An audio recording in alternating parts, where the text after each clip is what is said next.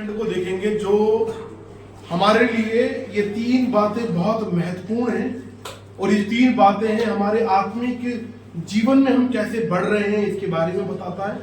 और ये तीन बातें हमारे लिए खतरनाक भी हो जाती है, वो हमें एक ऐसी उसमें भी लेकर जा सकती है अगर हम अपने आप को ध्यान ना दें, अपने सोचों को, अपने हार्ट को हम ध्यान ना दें, तो ये तीन चीजें हमको सेल्फ राइचियसनेस की तरफ लेकर जा सकती है। सेल्फ राइचियसनेस मतलब खुद को धर्मी ठहराने वाली उस राह पर लेकर जा सकती है।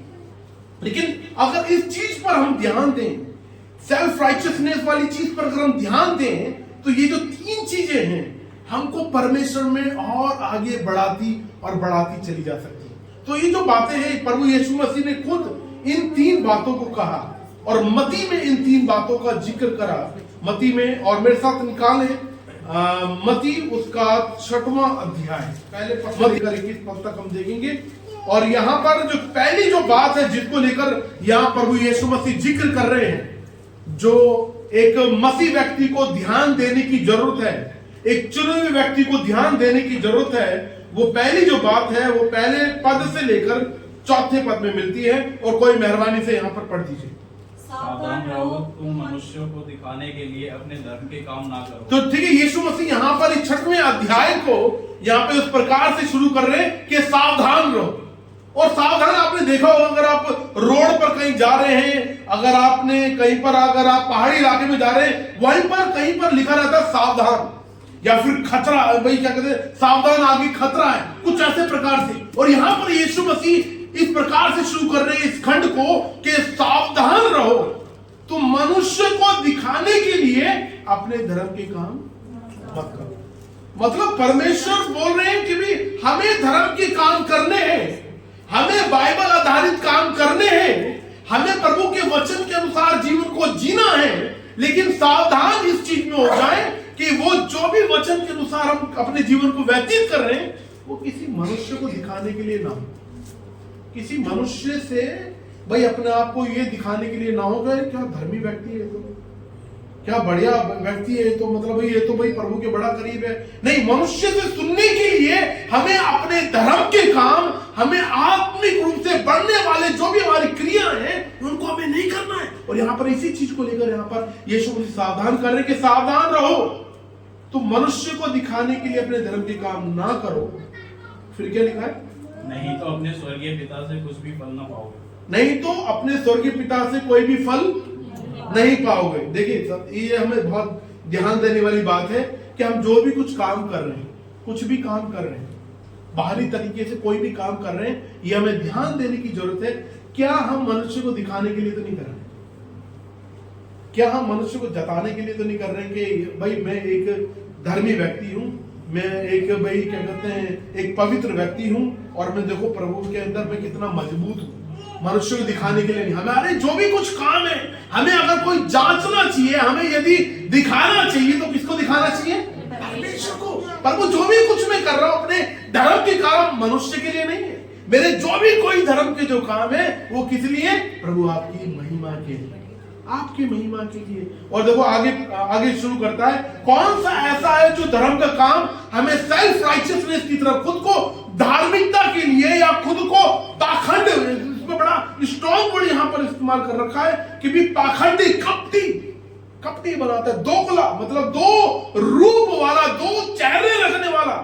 पुराने समय में सिनेमा नहीं होते थे, आज के समय में सिनेमा होते हैं, है ना। हम फिल्में देखने जाते हैं, सिनेमा में बच्चों की फिल्म लगती है या कोई अच्छी फिल्म फैमिली फिल्म लगती है, हम देखने जाते हैं। अगर आपने देखा होगा, जो भी एक्टर वहां पर किरदार, जो भी एक्टिंग कर रहा है, क्या वो रियल में वही है? नहीं, वो रियल में वो नहीं होता, उसका रियल जीवन कुछ और है। सलमान खान को अगर फिल्मों में देखेंगे, उसका बड़ा भाई क्या कहते हैं, उसका लाइफ एकदम अलग है। लेकिन अगर उसको रियल लाइफ में, उसकी रियल लाइफ को देखेंगे, उसकी रियल लाइफ एकदम अलग है। तो पुराने समय में क्या होता था? पुराने समय में भी सिनेमा होते थे, लेकिन सिनेमा कैसे होते थे? लोग ऐसे बैठे हुए, और लोग जो भी एक्टिंग करने वाले थे वो सामने आते थे और मुखौटा पहनकर वो एक्टिंग करते थे। वो रियल लाइफ के अंदर वो वैसे नहीं होते थे। और यहां पर यीशु मसीह कुछ इसी प्रकार की बात से हमें सावधान रहने के लिए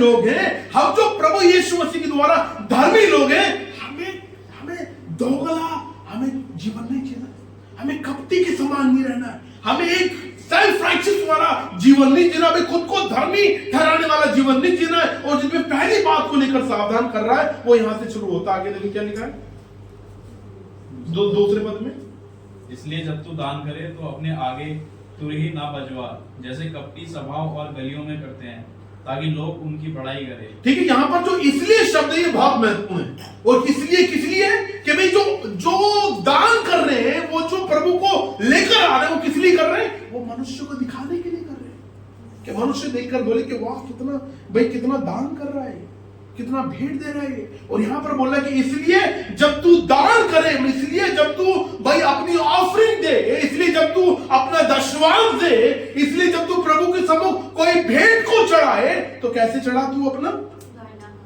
तो अपने आगे तुरही मत बजवा। क्या मत बजवा? जैसे कपटी करते हैं, सभाओं और गलियों में करते हैं, ताकि लोग उनकी बड़ाई करें।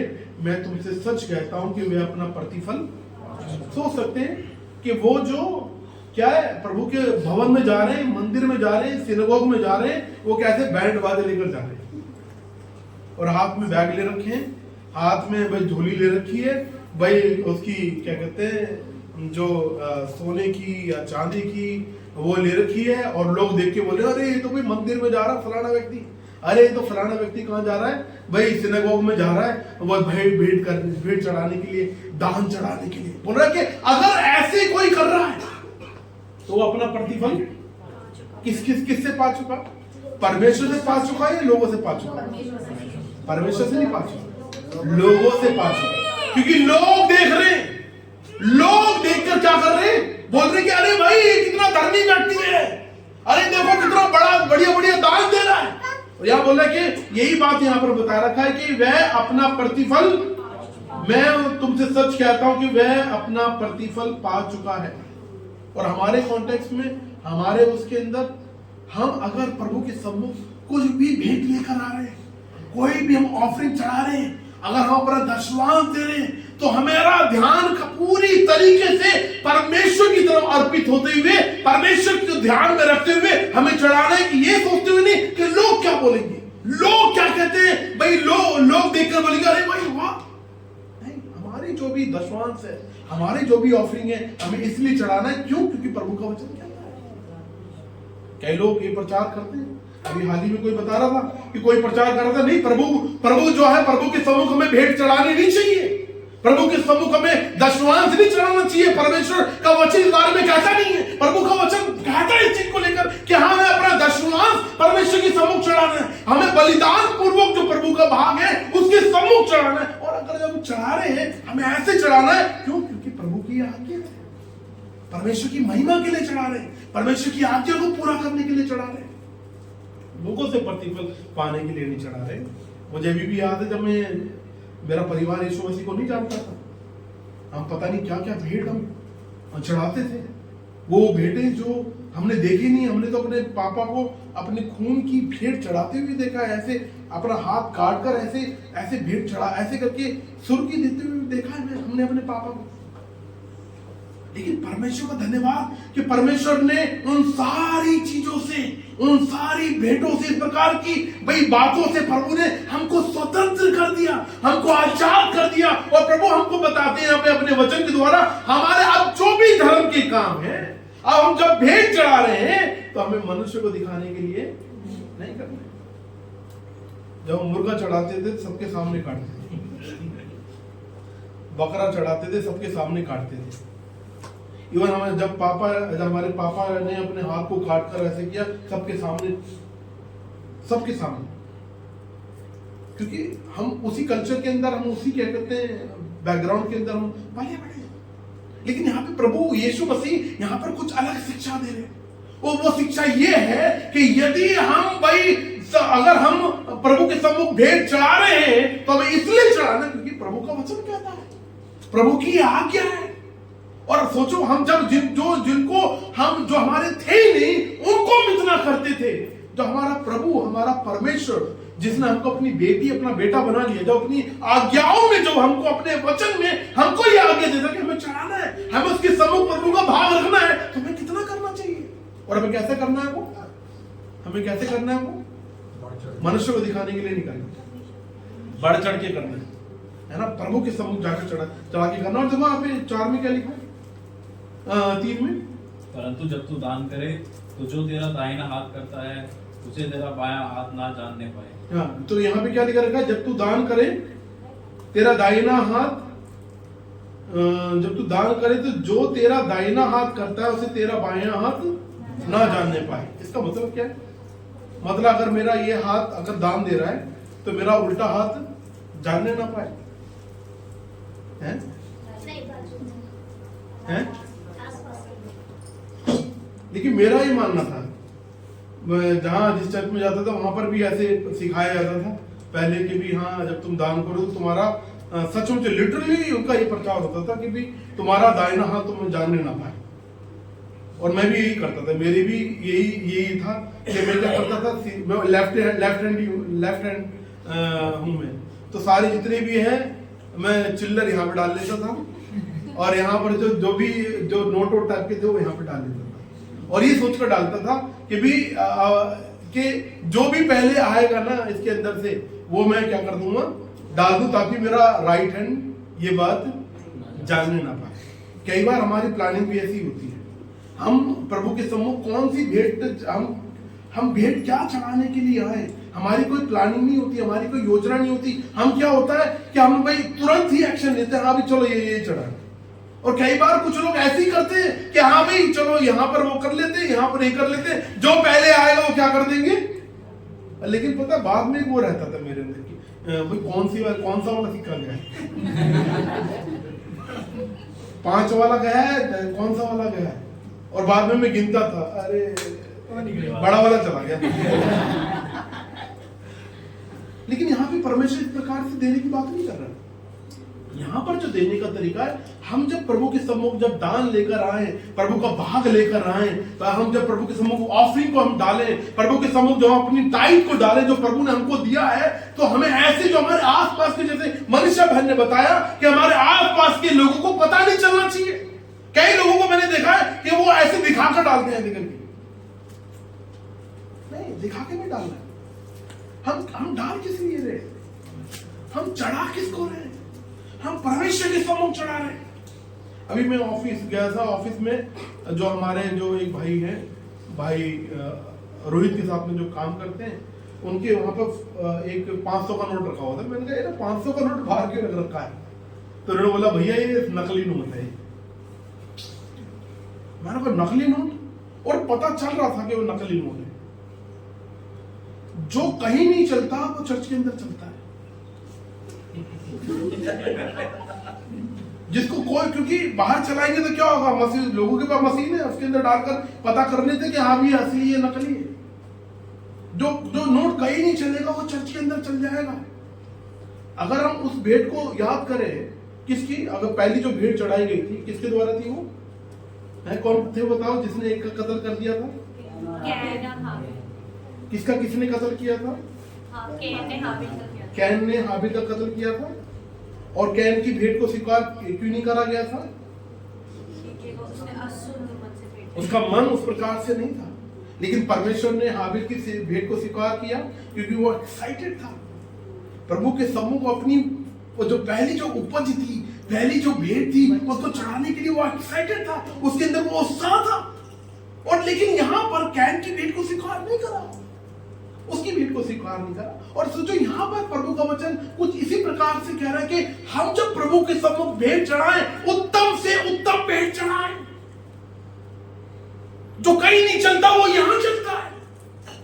सोचो प्रभु के सम्मुख, प्रभु एक जगह बैठे हुए थे, वहां पर सब बड़ी से बड़ी भेंट डाल रहे थे, लेकिन वहां पर एक विधवा औरत है। विधवा औरत के बारे में क्या लिखा कि उसने अपनी जीविका की सारी जो थी कमाई थी उसने उसके अंदर डाल दी। और कितनी थी, ज्यादा नहीं थी। लेकिन प्रभु यीशु मसीह ने क्या बोला, किसने ज्यादा डाला, किसने ज्यादा डाला, उस विधवा ने डाला। अगर हमारे पास कम से कम है। अगर हम क्या कहते हैं, हमारे पास उतना नहीं है, और अगर हमारे पास सिर्फ भाई हमारे पास 100 रुपए हैं और हमारे पास सिर्फ 100 रुपए हैं, ये नहीं कि हम सिर्फ 100 रुपए लेकर आए हैं, ये बात नहीं है, समझ रहे आप? ये बात नहीं कि हम 100 रुपए चर्च में लेकर आए, ये बात नहीं है। बात यह है कि हमारे पास चाहे घर में यहाँ पर सिर्फ 100 रुपए, एक उदाहरण दे रहा हूं, और उसमें अगर हम 10 रुपए या 20 रुपए हम डाल रहे हैं तो क्या है वो बलिदान पूर्वक हम परमेश्वर के सम्मुख हम डाल रहे हैं। और परमेश्वर क्या कर रहा है, उसको परमेश्वर उसको देखकर क्या कर रहा है, प्रभु उस भेंट को स्वीकार कर रहा है। लेकिन सोचो, हम जब कहीं पर जाते हैं, हम किसी भी मार्केट में जाते हैं या हम कहीं जाते हैं, हमारा मिनिमम से मिनिमम हमारा 100 रुपए हमारा खर्च होता है। क्या हम 100 रुपए की शॉपिंग के लिए जाते हैं जब हम मार्केट में जाते हैं? अगर हम सरोजनी नगर की मार्केट में गए या लाजपत नगर की मार्केट में गए, क्या हम 100 रुपए की शॉपिंग करेंगे? 200 रुपए की शॉपिंग करेंगे? अगर हम मार्केट में गए, लगा लो 500 से 1000 रुपए तो कहीं नहीं गए, मैंने कम बताया, ठीक है। अब वो बोले भैया ऐसी बातें मत करो आप, ठीक है, वो पूरा पैसा मेरा ही है ना, वो पैसा मेरा है, मैं कमा रहा हूं, मैं कमा रही हूं, मेरा है। लेकिन ये देखो कि वो देने वाला कौन है, वो कौन है जिसने पूरे हाथ पैर दिए, वो कौन है जो जिसने उस नौकरी को उसने दिया है, वो कौन है, वो कमाई का जरिया किसने दिया है। इस चीज को याद रखें। जब हम सोचो अपने ऊपर हम इतना, और प्रभु का धन्यवाद कि प्रभु ने हमको इस योग्य बनाया है। कोई पूछ रहा था कि तुम्हारी कलीसिया कैसी है फाइनेंस को लेकर, मैंने कहा हमारी कलीसिया गरीब कलीसिया नहीं है, हमारी कलीसिया गरीब कलीसिया नहीं है, हमारी कलीसिया भाई मिडिल क्लास और अपर मिडिल क्लास कलीसिया है हमारी। प्रभु का धन्यवाद कि प्रभु ने इस योग्य बनाया कि हम जब मार्केट में जाते हैं, कुछ खरीदते हैं तो हम अच्छे से अच्छा खरीदते हैं। प्रभु का धन्यवाद, ये प्रभु का धन्यवाद है। लेकिन सोचो यही बात हमें सोचने की जरूरत है कि जब हम परमेश्वर के सम्मुख आते हैं, जब हम परमेश्वर के सम्मुख चढ़ाते हैं, हम किस मन से चढ़ाते हैं। मार्केट में जाएंगे 500 रुपए और कलीसिया में आएंगे तो 10 रुपए की चिल्लर, और किसी ने बोला क्या हमारा परमेश्वर गरीब है? 10 रुपए, देखिए बात 10 रुपए की नहीं, ध्यान दीजिएगा, बात 10 रुपए की नहीं है। अगर हमारे पास कम से कम है, अगर वो 10 रुपए भी चढ़ा रहे हैं तो वो भेंट स्वीकार है परमेश्वर के सम्मुख। और यहां पर बोल रहा है कि यदि हम प्रभु के सम्मुख आए तो इतना याद रखें, अगर हम परमेश्वर के सम्मुख आए अपने बेस्ट से बेस्ट किसी व्यक्ति को दिखाते हुए नहीं, क्योंकि परमेश्वर हमारे मन को जानता है, प्रभु हमारे बैंक बैलेंस को जानता है, परमेश्वर जानता है कि हमारा भाई लिविंग स्टैंडर्ड कैसा है, परमेश्वर सब कुछ जानता है। तो सोचो उस कंडीशन में हमारा जो लिविंग स्टैंडर्ड है, उस लिविंग स्टैंडर्ड के हिसाब से जब हम प्रभु के सम्मुख जो भेंट चढ़ा रहे हैं, क्या वो उस लेवल में है जिस लेवल में हमको चढ़ाना चाहिए? ये सोचिए आप, क्या हम प्रभु को अपना बेस्ट चढ़ा रहे हैं?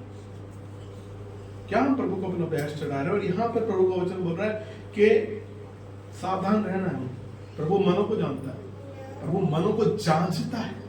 पहली चीज जिस चीज से प्रभु का वचन सावधान कर रहा है वह है क्या है? गिविंग। और गिविंग किसी ने बड़ा अच्छा बोला कि यदि किसी के आत्मिक जीवन को जांचना, ये अविश्वासियों के लिए नहीं, ये बात ये विश्वासी के लिए। एक विश्वासी जो प्रभु पे विश्वास करता है, ये उसके लिए कि यदि किसी के आत्मिक जीवन को जांचना है, उसकी जेब से पता चलेगा कि देने में वो कैसा, ठीक है। अगर उसके 100 रुपए है तो वो देने में कैसा है, उसके 1000 रुपए तो देने में कैसा है, उसके 10,000 है तो देने में कैसा है, हम कैसे, ये सवाल हमारे लिए उठता है ना। दूसरी बात जिससे सावधान रहने के लिए बोल रहा है, 5वें पद से देखिए क्या लिखा है। जब तू प्रार्थना करे तो कपटियों के समान ना हो। जब तू प्रार्थना करे तो किसके समान ना हो? कपटियों के समान ना हो। हाँ, क्योंकि लोगों को दिखाने के लिए आराधनालयों में और सड़कों के मोड़ों पर खड़े होकर प्रार्थना करना उनको अच्छा लगता है। मुझे अभी भी याद है, ये जो है मैं करता था स्कूल टाइम, और मकसद सिर्फ एक ही होता था मेरा कि लोग देखकर बोले कि अरे छोटी सी उम्र में कितना धर्मी व्यक्ति है, इनका बच्चा बालक है, धर्म के मतलब कैसे काम करता है, मतलब कैसे भाई ये कर रहा है, प्रार्थना कर रहा है। और सोचो यहाँ पर हमारे लिए, हम मसीह लोगों के लिए प्रार्थना बहुत महत्वपूर्ण है। हम प्रार्थना को बिल्कुल हल्के में नहीं ले सकते। जैसे हमारी फोन का जो, हमारा फोन चाहे कितना भी महंगा हो, हमारा फोन कितना ही महंगा हो, अगर उसको चार्ज नहीं करेंगे वो बेकार है, डब्बा है। बेकार है एकदम। हमारे पास कोई भी चार्ज करने वाली चीज है, अगर उसको चार्ज नहीं करेंगे, वो जब तक उसको चार्ज नहीं करेंगे वो बेकार है। और यहां एक चीज समझने की, हमारा जो मसीह लोगों का जो चार्जर है हमारी प्रार्थना है। और यहाँ पे प्रार्थना को लेकर ही सावधान कर रहा है। बोल रहा है कि भाई जब तू प्रार्थना करे तो कपटियों के समान ना हो, तो क्योंकि लोगों को दिखाने के लिए आराधनालयों में, सड़कों के मोड़ों पर उनको भाई क्या कहते हैं, खड़े होकर प्रार्थना करना उनको क्या लगता है, अच्छा लगता है। उनको लोगों को दिखाने में प्रार्थना, लोगों को दिखा के प्रार्थना करने में क्या लगता है, अच्छा लगता है। और प्रभु बोला नहीं नहीं, अगर भाई तुम्हें मैंने चुन लिया है, तुम मेरे बेटे हो गए हो, अब तुम्हें प्रार्थना करना है। प्रार्थना तुम्हारी ताकत है, सामर्थ्य है। तुम पवित्र आत्मा की सामर्थ्य से अगर भर सकते हो, अगर तुम प्रभु की सामर्थ्य से, अभिषेक से अगर तुम भर सकते हो, उसका जरिया सिर्फ एक है, वह है प्रार्थना। लेकिन शैतान बहुत चालाक है। शैतान क्या करता है, शैतान इसी प्रार्थना को जो हम कर रहे हैं वो ऐसा, क्योंकि हम पापी हैं, हमारे अंदर पाप है, हमें ऐसा कर सकता है कि लोग देखकर बोले वाह क्या प्रार्थना कर रहा है। और हमारा मन भी, हमारा मोटो भी यही है कि लोग देख के बोले, लोग सुन के बोले कि अभी क्या प्रार्थना कर रहा है।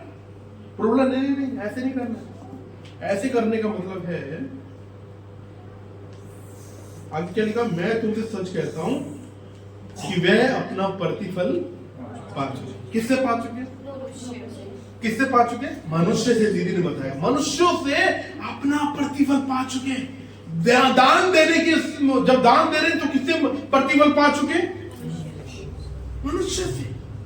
जब प्रार्थना कर रहे हैं, प्रार्थना करने में किससे प्रतिफल पा चुके।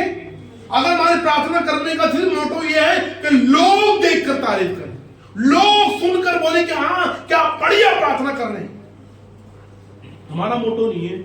हमारे अंदर ये नहीं है कि भी लोग तारीफ करें, लेकिन लोग कर रहे हैं वो बात अलग है। लेकिन अगर हमारा उद्देश्य यही है तो वहां पर सावधान होने की जरूरत है, क्योंकि यहां बोला कि यदि हम ऐसे प्रार्थना कर रहे हैं तो क्या है, किससे प्रतिफल पा चुके हैं, प्रतिफल पा चुके हैं। लेकिन अब यहां पे तरीका बता रहे हैं 6 में, बताइए।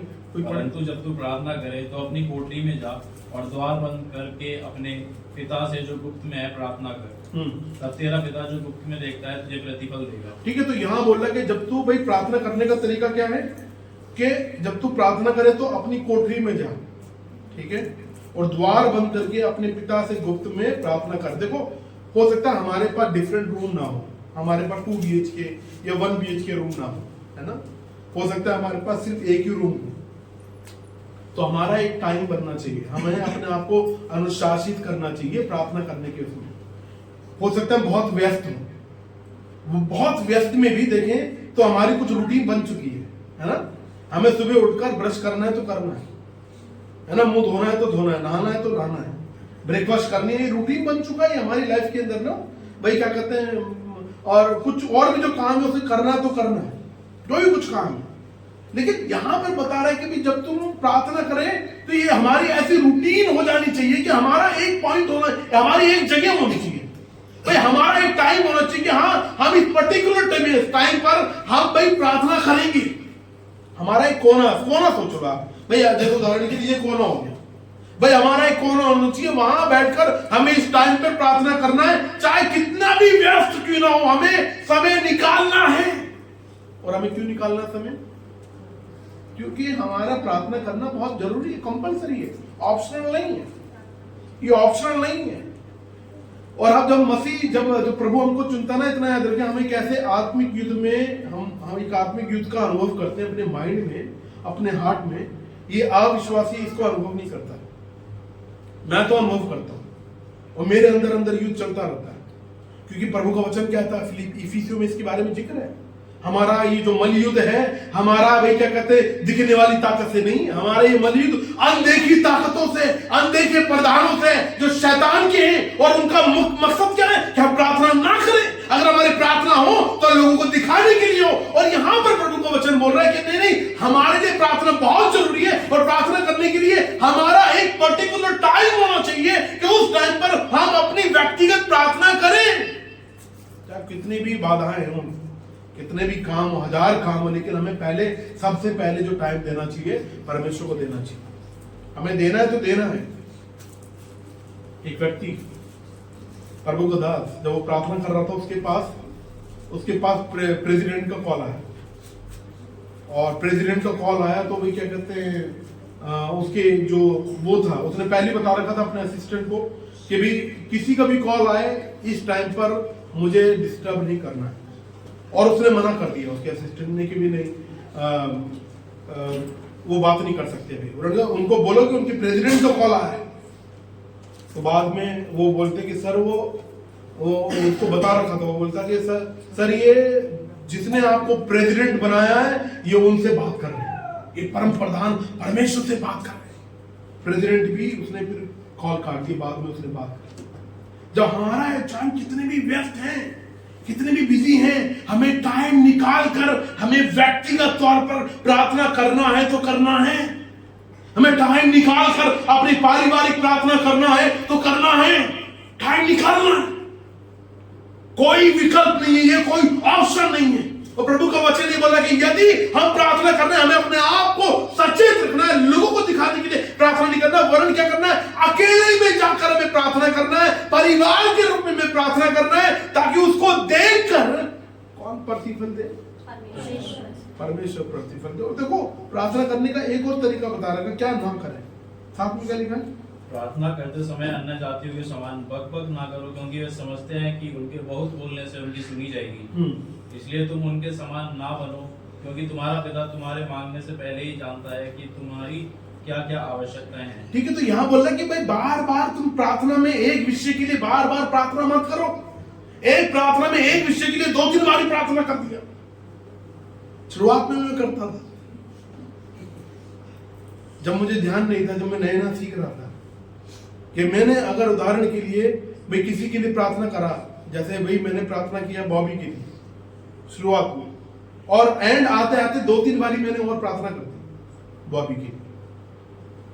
बोला बकबक मत करो, बार बार रिपीट मत करो। परमेश्वर हमारा वो जो देखने वाला परमेश्वर है, सुनने वाला परमेश्वर है। जब प्रार्थना करते हैं उसका ध्यान, उसका मन हमारी ओर लगा रहता है, उसका मन हमारी ओर लगा रहता है, उसका ध्यान हमारी ओर लगा रहता है। ये हो सकता है कि हमारी प्रार्थना को तुरंत सुन ले, कई बार हो सकता है हमारी प्रार्थना को वो वेट करने के लिए बोले, हो सकता है हमारी प्रार्थना वो ना सुने, हो सकता है, लेकिन हमें प्रार्थना करना है, और ऐसे करना है बाइबल आधारित प्रार्थना, वचन आधारित प्रार्थना। और इस बात को लिए बोल रहे कि भी सावधान रह रहे, सावधान 2 चीज के लिए अभी हमने देख लिया। पहली किस चीज से सावधान रहना है, जो हमें सेल्फ राइचियस बना सकती है, खुद को धर्मी बना सकती है, हमें कपटी, हमें दोगला बना सकती है। पहली चीज क्या है, दान देने को। दूसरी चीज जिसे सावधान कर रहा है, जिससे सेल्फ राइचियसनेस होने से सावधान कर रहा है, दोगला होने से बचाने के लिए प्रार्थना, जो हमको बता रहा हो, क्या दूसरी क्या है, प्रार्थना। और तीसरी जो बात है वो 16 पद में मिलती है। 16 पद से पढ़े थे, वो क्या लिख रखा है, जब तुम उपवास करो तो कपटियों के समान तुम्हारे मुंह पर उदासी न छाई रहे, क्योंकि वे अपना मुंह बनाए रहते हैं ताकि लोग उन्हें उपवासी जाने। मैं तुमसे सच कहता हूँ कि वे अपना प्रतिफल पा चुके। इसको लेकर भी मैं अगर बताऊं तो जब मैं ईश्वरती को नहीं जानता, जब मैं उपवास रखता था तो एक तरफ से खाता था, एक तरफ से नहीं खाता था, ऐसे है। और एक अलग सा ही जैसे ना मुंह से थोड़ा बन जाना, ताकि लोग बोले अरे राजेश क्या हो गया, और फिर मैं बता दूंगा अरे कुछ नहीं, बस उपवास रखा है। और यहाँ बोल रहा है कि नहीं, ऐसे नहीं, जब तू उपवास रखे जैसे नॉर्मल तरीके से हम रहते हैं, उसी प्रकार से नॉर्मल तरीके से हमें रहना है। लोग देखकर ना बोले कि हाँ भी ये व्यक्ति उपवासी है, या हमें पूछे ना कि भी क्या कौन सी ऐसी बात है क्या अभी तुम उपवास के अंदर हो। यहाँ पर रखे जब तुम उपवास करो तो कपटियों के समान तुम्हारे मुंह में क्या ना रहे, उदासी ना छाए रहे, मुंह फुला के मत रहो, उदास मत रहो, वरन कैसे रहो, आनंदित रहो, आनंद के साथ प्रार्थना के अंदर रहो। उपवास का मतलब लगातार प्रार्थना करना, लगातार प्रार्थना करना। कई लोग मुझसे पूछते हैं भैया उपवास कैसे रखें, लगातार प्रार्थना करना, चाहे हम घर के अंदर है, चाहे हम जॉब कर रहे हैं, चाहे कहीं पर, ये लगातार प्रार्थना में रहना। और जब जब मौका मिले, जब जब प्रार्थना करना, जब जब मौका मिले, जब जब प्रभु के वचन को पढ़ना, चाहे 1 बार 2 बार 3 बार, मगर हमारे उपवास ऐसा नहीं होना चाहिए कि लोग देखकर बोले कि उपवास रख रखा है, नहीं। और उपवास रखने में हमारा विषय होना बहुत जरूरी है कि हाँ, हम फलाने विषय के लिए हम उपवास रख रहे हैं, हमारे परिवार के लिए, हमारे आत्मिक जीवन के लिए, कलीसिया के लिए, भाई दीपक के लिए, भाई एबी की फैमिली के लिए, या किसी भी बात के लिए, अपने परिवार के लिए, अपने वैवाहिक जीवन के लिए, अपने बच्चों के लिए कोई ना कोई विषय होना चाहिए जिसके लिए हम उपवास रख रहे हैं। और कई बार आप पता नहीं आप इस चीज को अनुभव करते नहीं करते, लेकिन जब मैं उपवास रखता हूं और ये अक्सर होता है कि लोग जबरदस्ती करते, भैया खा लो खा लो खा लो खा लो खा लो। उस दिन ही ज्यादा होता है जिस दिन मैं उपवास रखता हूं, उसी दिन ही होता है कि भैया खा लो खा लो, और उस दिन अच्छा खाना भी बना देते हैं।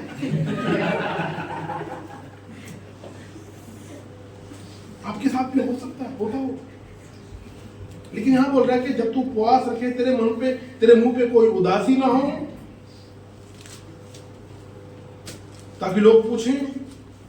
इससे क्या होगा कि भी तुम अपना प्रतिफल पा चुके। लेकिन यहाँ पे तरीका बता रखा 17 में, परंतु जब तू उपवास करे तो अपने सिर पर तेल मल। हो सकता है हम तेल ना मलते हो, इसका मतलब ये नहीं कि तुम्हें तेल उस दिन मलना है जिस दिन उपवास रख रहे, ऐसी बात नहीं है। अगर हम तेल नहीं मलते हैं तो तेल मत मले, अगर हम बिगड़ उसके रहते हैं, मतलब जिस तरीके से हम नॉर्मल एक अलग दिन में रहते हैं, उसी प्रकार से चाहे तेल मले या भाई क्या कहते हैं क्रीम मले, या भाई मुंह पर क्रीम लगाएं या नहीं लगाएं, जैसे नॉर्मल तरीके से रहते हैं वैसे रहें। जानबूझ के उसी दिन तेल मत लगाएं। परंतु जब तू उपवास करे तो क्या न कर, क्या कर, अपने सिर पर हाँ और मुंह धो ले। क्या कर, अब इसका मतलब ये नहीं कि नहाना नहीं है, नहाना है ना, जैसे नॉर्मल तरीके से रहते हैं, मुंह धोए। आगे, ताकि लोग नहीं परंतु तेरा पिता जो गुप्त में है तुझे उपवासी जाने, इस दशा में तेरा पिता जो गुप्त में देखता है तुझे प्रतिफल देगा। तो तीनों चीजों के अंदर क्या प्रतिफल की बात हो रही है? किस चीज की बात हो रही है? प्रतिफल। और प्रतिफल हमें किससे लेना है? परमेश्वर से। जब अभी आंटी हमारे बीच में नहीं रही तो मैं अंदर से उदास था इस चीज को लेकर, क्योंकि आंटी पहले से ही क्या कहते हैं 2013 से ही चर्च में आ रही थी। तो अभी कल परसों जब मैं पास्टर बर्नी से बात कर रहा था तो उन्होंने एक बड़ी अच्छी बात बोली। जब मैंने उनको शेयर करा तो उन्होंने एक बड़ी अच्छी बात बोली। उन्होंने बोला कि तुम्हें आनंदित होना है, तुम्हें आनंदित इसलिए होना है, कलीसिया के लोगों को आनंदित इसलिए होना है कि इस कलीसिया में आकर परमेश्वर ने उनको चुन लिया अनंत जीवन के। वो अनंत जीवन के अंदर है, वो अनंत जीवन में, इसलिए तुम्हें आनंदित होना। हमारे पास आशा है, इसलिए हमें आनंदित होना। लोगों के पास आशा नहीं है, लोगों के पास आशा नहीं है कि क्या होगा मरने के बाद। बहुत सारी थ्योरीज है, बहुत सारे विश्वास है दुनिया के अंदर जो अलग अलग चीजों को बोलते हैं, मरने के बाद क्या होगा। लेकिन प्रभु का वचन बताता है कि मरने के बाद क्या होगा। और प्रभु का वचन यहां बोल रहा है कि इन तीनों चीजों को हमें करना है, इट्स कंपल्सरी। हमें प्रभु का भाग देना है, हमें प्रभु के सम्मुख ऑफरी को चढ़ाना है, लेकिन ऐसे नहीं कि जले कटे भाई नकली नोट या लोगों को दिखाने के लिए। हमें उत्तम से उत्तम भेंट चढ़ानी है, प्रभु को ध्यान में रखते हुए प्रार्थना करना है। कैसे, किससे प्रतिफल मिले? परमेश्वर से। अपनी व्यक्तिगत प्रार्थना को बहुत गंभीरता से ले। मुझे नहीं पता कितने समय से आपने प्रार्थना नहीं करी, मुझे नहीं पता कि आप प्रार्थना करते हैं नहीं करते, लेकिन परमेश्वर जानता है कि हमारी प्रार्थना का जीवन है कैसा। हम जब दुख के समय में जाते हैं, कठिन समय में जाते हैं, हम प्रार्थना करते नहीं करते, प्रभु जानता है, प्रभु जानता है इस बारे में। और इतना याद रखें, अगर हम मसीह हैं, अगर हम प्रभु के जन हैं, प्रभु का आत्मा हमारे अंदर है, अगर प्रभु की आत्मा से, प्रभु की सामर्थ से अगर हम भरना चाहते हैं, तो प्रार्थना ही वो जरिया है जिसमें हम प्रभु के वचन और प्रार्थना के भाई मिलन के द्वारा हम परमेश्वर के करीब जाते हैं। और तीसरी बात जो है वह उपवास।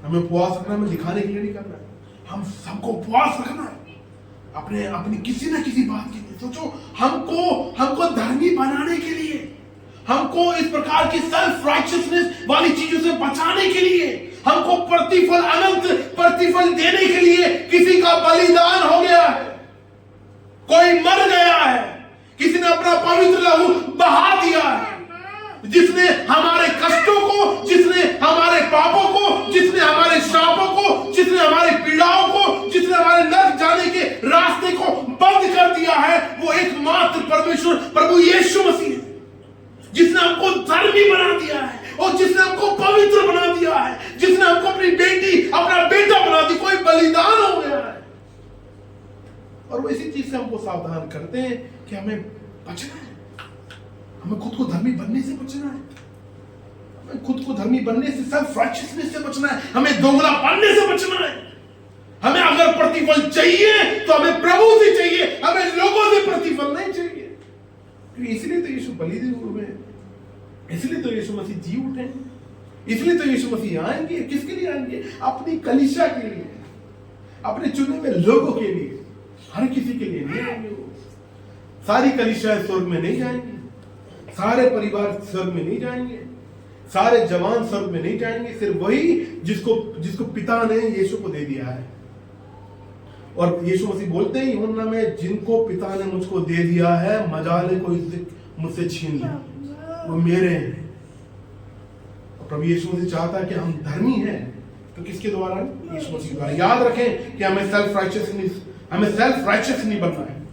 अपने आप को बार बार याद दिलाना है कि हमें मनुष्य को दिखाने के लिए काम नहीं करना है। हमें अपने आप को बार बार ये याद दिलाना है कि हमें दोगला जीवन नहीं जीना है। हमें अपने आप को बार बार पवित्र आत्मा की मदद से याद दिलाना है कि हमें यदि प्रतिफल चाहिए तो प्रभु यीशु मसीह से